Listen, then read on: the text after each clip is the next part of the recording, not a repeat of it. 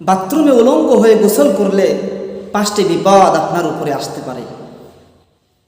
1 নম্বর বিপদ হচ্ছে আপনার লজ্জা কমে যাবে।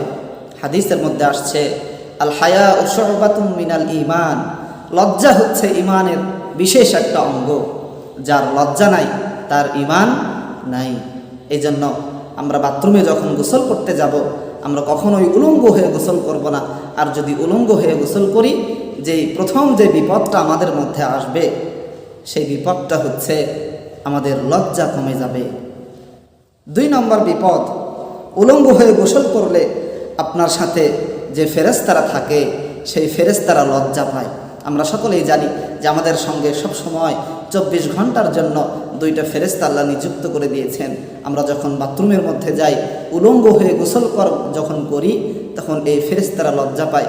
আর লজ্জা পাওয়ার কারণে এই ফেরেশতারা আমাদের কাছ থেকে দূরে সরে যায়।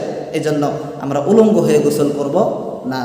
3 নম্বর যে বিপদ, ইবলিস শয়তান আমাদের লজ্জাস্থান নিয়ে তামাশা করে। আমরা জানি না যে ইবলিস শয়তান আমাদের লজ্জাস্থান নিয়ে তামাশা করে যদি আমরা উলঙ্গ হয়ে গোসল করি। এরপরে যে বিপদটা আসবে, 4 নম্বর বিপদ, জিন, দুষ্ট জিন শয়তান আমাদের পিছনে লেগেই থাকবে সব সময়, আমাদের ক্ষতি সাধন করার জন্য, আমাদেরকে বিপদে ফেলার জন্য। এই জন্য উলঙ্গ হয়ে গোসল করা যাবে না।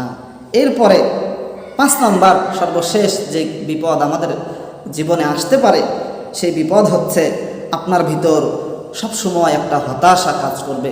আপনি হতাশ হয়ে যাবেন, কোনো কিছুতেই আপনি শান্তি পাবেন না। এই জন্য বাথরুমে যখন আমরা যাব, গোসল করার যখন যাব, আমরা উলঙ্গ হয়ে গোসল করব না। রাসূলুল্লাহ সাল্লাল্লাহু আলাইহি ওয়াসাল্লাম যেভাবে গোসল করেছেন সুন্নত তরিকায়, সেইভাবে আমরাও সুন্নত তরিকায় গোসল করার চেষ্টা করব ইনশাআল্লাহ।